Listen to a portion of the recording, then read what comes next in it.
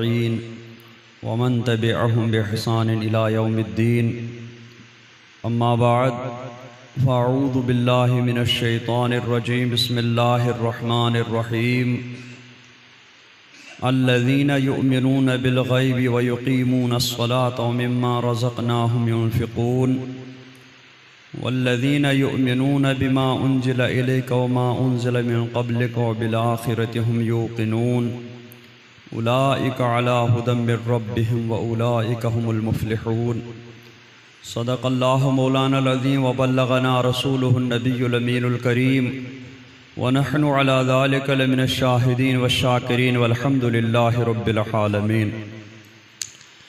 आइए सबसे पहले अपने आका मौला ताजदार मदीना सल्लल्लाहु तआला अलैहि वसल्लम की बारगाह बेकस पनाह में दुरूद शरीफ का नजराना पेश करें। पढ़ें बावाज़ बुलंद अल्लाहुम्मा सल्लि अला सय्यिदिना मुहम्मदिन व अला आलि सय्यिदिना मुहम्मदिन व अस्हाबि सय्यिदिना मुहम्मदिन व बारिक व सल्लिम अलैहिम।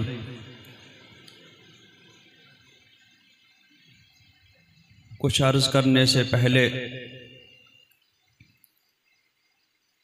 हमारी जमात के बहुत ही अच्छे और मारूफ कलमकार मुहक्किक मुफ्ती मौलाना डॉक्टर इरशाद अहमद रज़वी साहिल सहसरामी, जो सहसराम के रहने वाले थे, जामे अशरफिया मुबारकपुर में आला नंबर से अपनी तालीम मुकम्मल करके फिर वहीं 10 साल तदरीस के भी फ़राइज़ अंजाम दिए। फिर अलीगढ़ आकर के PhD की डिग्री मुकम्मल की और फिर बहुत सारी किताबें तस्नीफ़ फरमाई, तरतीब दी। ख़ानदान बरक़ात के भी बहुत सारे मखतूतात को उन्होंने साफ़ करके उनका तर्जमा करके शाया करवाया। यहाँ भी बहुत अच्छे मरासिम थे। हुजूर ताजुश शरीअ अलैहि रहमत व रिज़वान से बैअत व इरादत का ताल्लुक़ भी था और बहुत कसरत से हाज़री भी दिया करते थे। फिर हुजूर ताजुश शरीअ के बाद हुजूर कायद मिल्लत के साथ भी बहुत अच्छे मरासिम रहे। अक्सर बेशतर आना जाना लगा ही रहता था। एक अरसे से आसिबी असरात और मुख्तलिफ बीमारियों की वजह से तकलीफ़ें झेल भी रहे थे।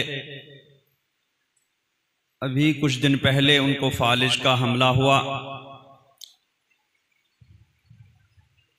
उसके बाद भी यहाँ पहुँच गए थे और हाज़री दी। फिर यहाँ हाज़री देकर घर जा रहे थे तो घर पहुँचते ही उनका विसाल हो गया। इन्ना लिल्लाहि व इन्ना इलैहि राजिऊन। अल्लाह तबारक व तआला उनकी उन खिदमात को कबूल फरमाए,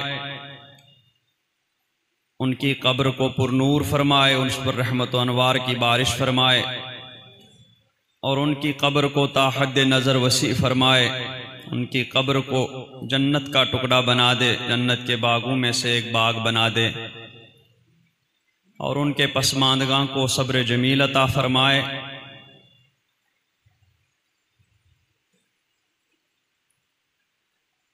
इसके बाद जो आयत करीमा मैंने तिलावत की, गुज़श्ता मजलिस में उस पर कुछ गुफ्तगू हुई ईमान के ताल्लुक से।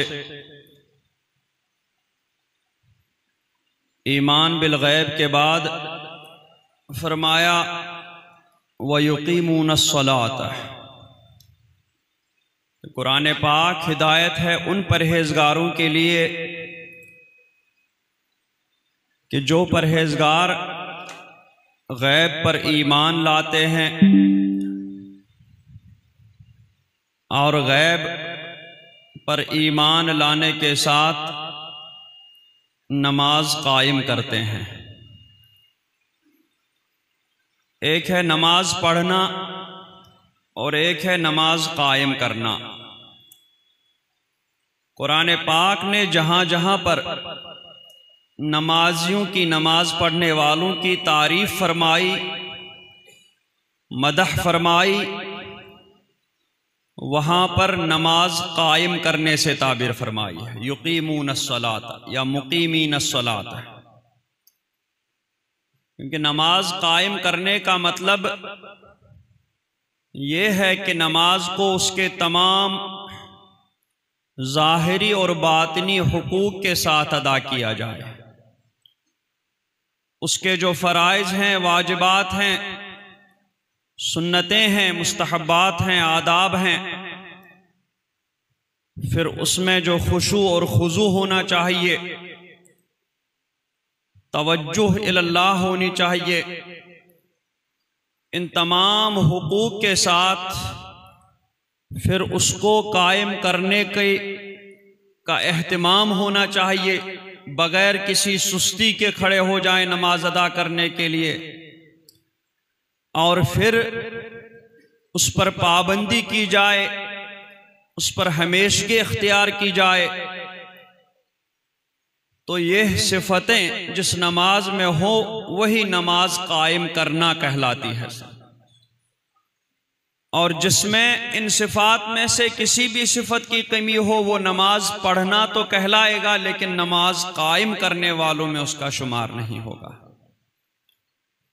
तो इसीलिए यहाँ पर चूंकि मुत्तकीन की तारीफ हो रही है, मुत्तकीन की मदह हो रही है, इस वजह से यहाँ पर फरमाया वयुकीमूनस्सलात, कि वो परहेजगार जो नमाज को कायम करते हैं, उसके फ़राइज़, वाजिबात, शराइत के साथ, खुशू खुजू के साथ, फिर उसको जो है हमेशगी के साथ, पाबंदी के साथ, बगैर किसी सुस्ती के, बगैर किसी कोताही के उसको अदा करते हैं। और उसके बाद वमिम्मा रज़क़नाहुम युनफ़िक़ून, हमारे दिए में से खर्च करते हैं। जो रोज़ी हमने उन्हें अता फरमाई है, जो चीज़ें हमने उन्हें अता फरमाई हैं, उसमें से खर्च करते हैं।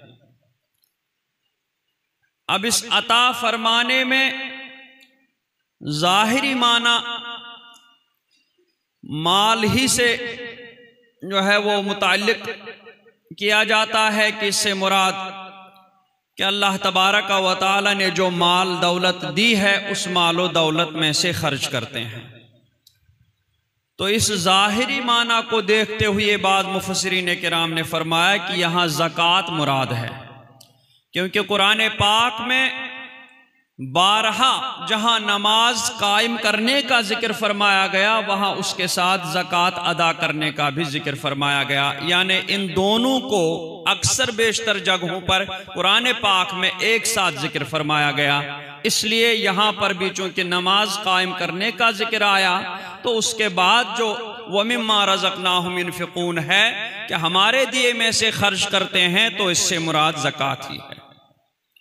इन बाद मुफस्सिरीन किराम ने फरमाया कि नहीं, ज़कात मुराद नहीं है, बल्कि ये आम है कि जो अल्लाह रब्बुल इज़्ज़त ने माल दिया है उसमें से खर्च करते हैं। अब वो चाहे वाजिब समझ करके खर्च करते हैं जैसे कि ज़कात वगैरह में, या फिर नफल के तौर पर खर्च करते हैं जैसे सदक़ात नाफिला, अच्छे कामों में जो खर्च करते हैं वो सारा उसमें आ जाता है।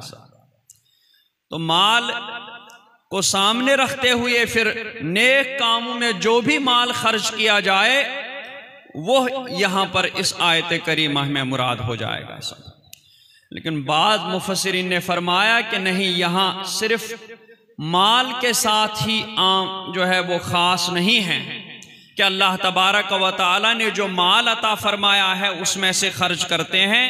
सिर्फ इतना ही नहीं है बल्कि अल्लाह तबारक व तआला ने जिसको जो भी चीज़ अता फरमाई है, चाहे वो माल हो, दौलत हो, सलाहियतें हो, हुनर हो, या अल्लाह रब्बुल इज़्ज़त के का जो है वो खुसूसी फैज़ान किसी बंदे तक पहुँचाए, खुसूसी मरातिब अता फरमाए, खुसूसी इख्तियारात अता फरमाए, जो भी अल्लाह रब्बुल इज़्ज़त ने जिसको अता फरमाया है वो उसमें से खर्च कर लेते हैं सब।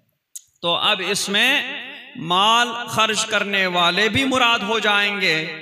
उस्ताद को, एक आलिम को अल्लाह तबारक व तआला ने इल्म दिया है, वो उस इल्म में से खर्च करता है, वो भी मुराद हो जाएगा।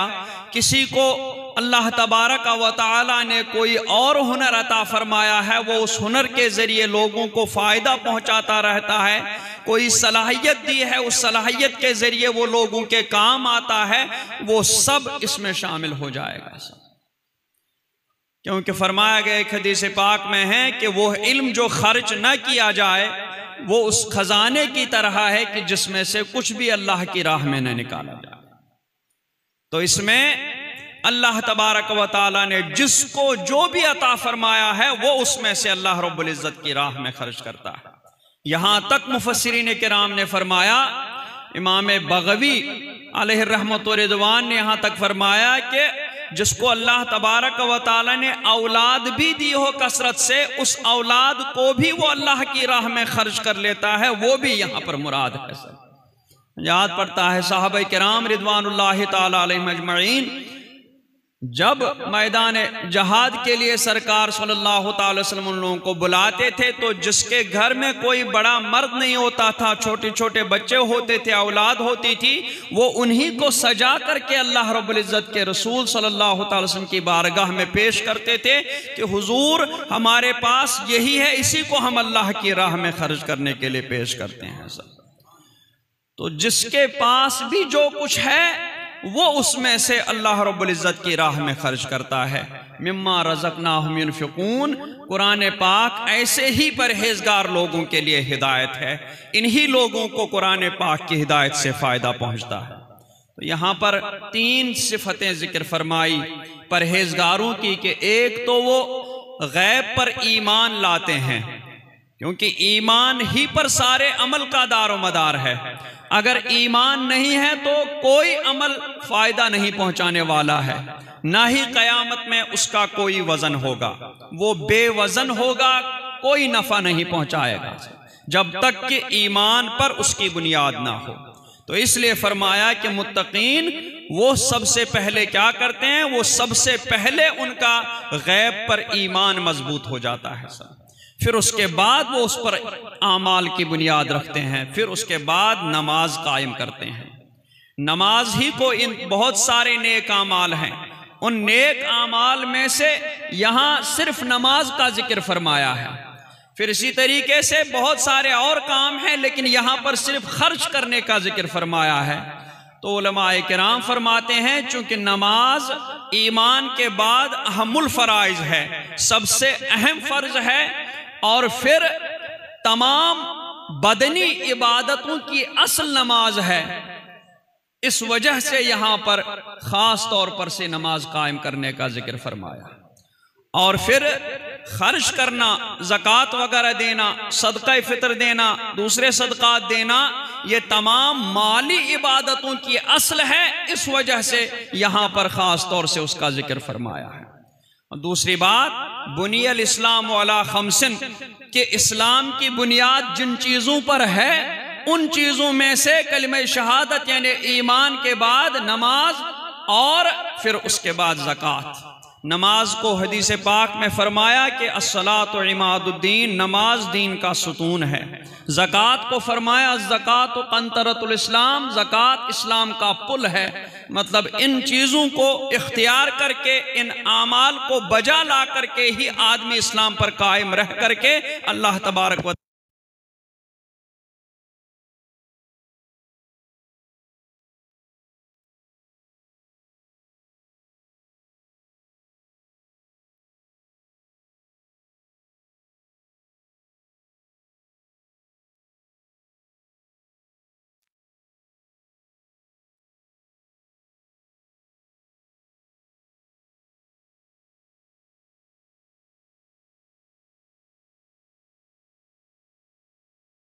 होता है। सब बुजुर्गों की नमाजों को देखा, और जब नमाज के लिए खड़े हो जाते थे तो वो इस यकीन के साथ खड़े हो जाते थे कि अब हम अल्लाह रब्बुल इज़्ज़त की बारगाह में जा रहे हैं, अल्लाह रब्बुल इज़्ज़त से कलाम करने जा रहे हैं, उसके जलवे के सामने जा रहे हैं।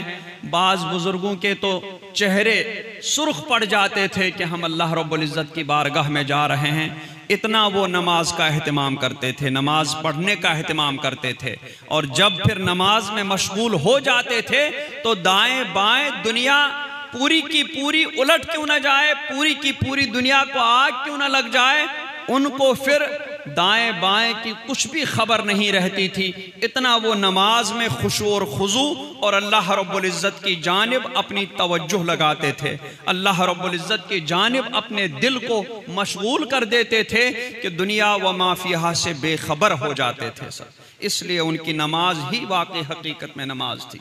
आज ऑपरेशन करने के लिए या कोई भी कार्रवाई करने के लिए आदमी को नशा दिया जाता है, मुख्तलिफ चीज़ों कर दिया जाता है, लेकिन सहाबा किराम में से बाज़ से मरवी है कि उनके पैरों में जब कुछ आबला या फोड़े वगैरह निकल आए थे या किसी डॉक्टर ने, किसी तबीब ने मशवरा दिया कि उसको काटना पड़ेगा, तो ऐसे तो मना करते थे, लेकिन फिर जब नमाज में मशगूल होते थे तो नमाज में उनकी मशगूलियत और महवियत का ये आलम रहता था कि तबीब उसी हालत में आकर के वो पैर भी काट लेता था या जो भी उसको कार्रवाई करनी होती थी वो नमाज की हालत में ही वो कार्रवाई कर लेता था। और नमाज पढ़ने वाले सहाबी या ताबी उनको पता भी नहीं चलता था कि मेरे साथ में क्या हुआ था।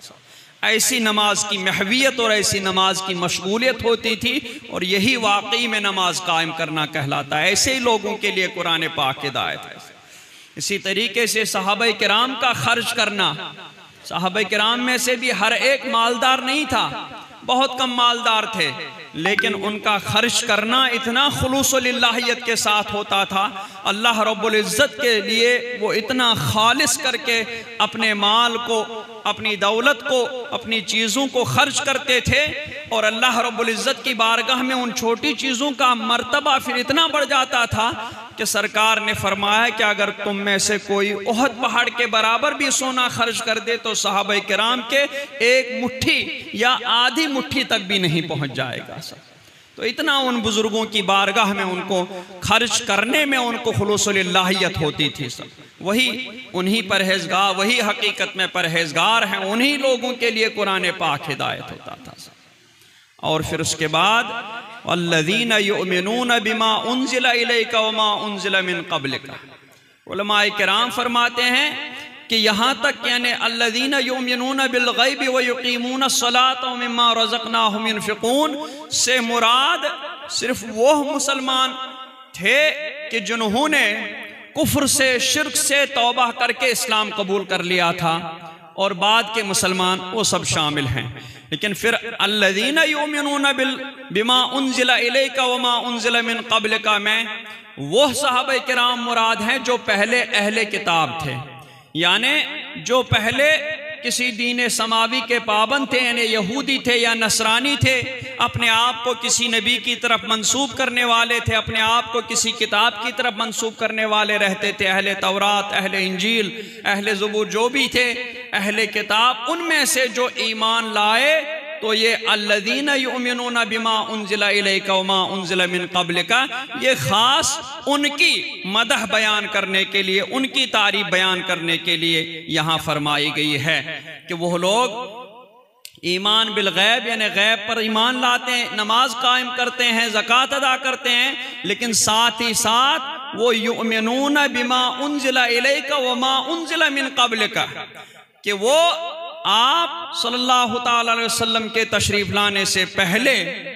जो कुछ नाजिल हुआ था, यानी हजरत मूसा पर या हजरत ईसा पर, तो ये परहेजगार वाली ये वाली किस्म ये पहले उन किताबों पर भी ईमान रखते थे, यानी इस्लाम से पहले ये तौरात पर ईमान रखते थे, इस्लाम से पहले ये इंजील पर ईमान रखते थे, ये हजरत ईसा को मानते थे, वो हजरत मूसा को मानते थे।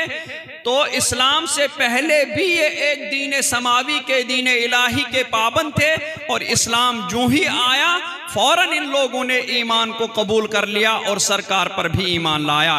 तो लोग उन सहाबे किराम से एक दर्जा इनमें जो है वो ज्यादा है कि वो पहले किसी दीन समावी को नहीं मानते थे, वो किसी अहले किताब नहीं थे और फिर सरकार पर ईमान लाए।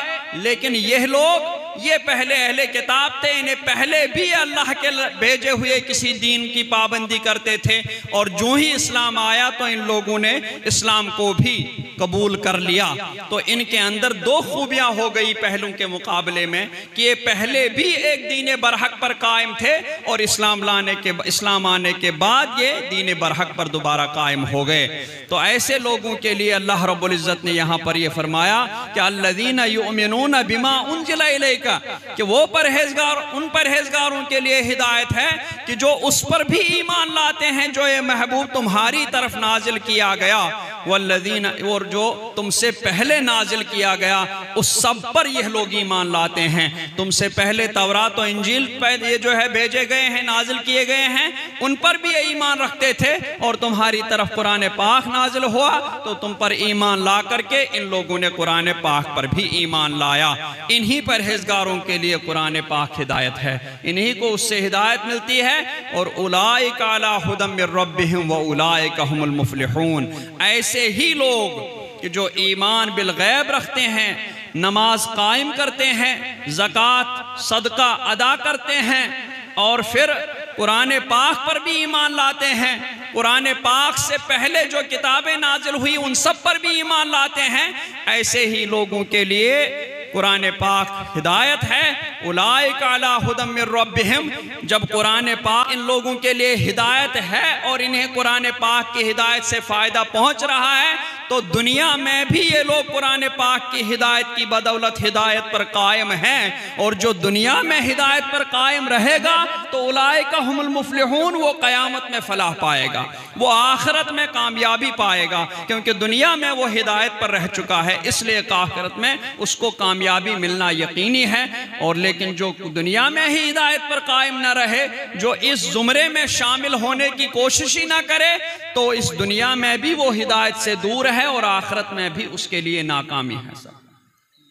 फिर यहां पर फरमाया युमिनून बिमा उनज़िला इलैका व मा उनज़िला मिन क़ब्लिका, कि जो उस पर जो तुम्हारी तरफ नाजिल किया गया उस पर भी ईमान रखते हैं, और जो तुमसे पहले नाजिल किया गया उस पर भी ईमान रखते हैं।